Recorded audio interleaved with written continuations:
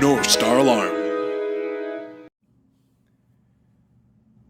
Hey guys, in this video we're going to show you how to mount the PowerG Plus slim door sensor.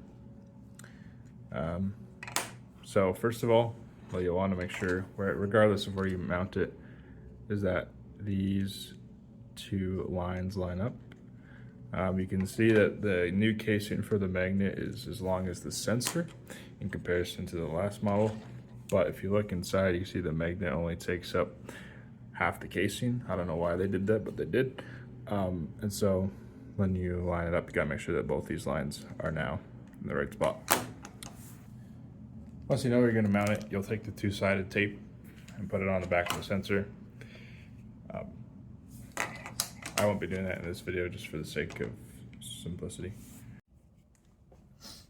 Once you've found the door that you want to put your door sensor on, what you'll do is you'll go ahead and you'll put the magnet will have the two-sided tape on the back. You'll take it, you'll stick it on here, and then you'll take your door sensor and you'll line it up with that line. You'll see that red light flash when it's open or closed. And then you'll just want to make sure that that's in the right spot and the door can open. So actually now I'm looking, that gap's too small for the magnet.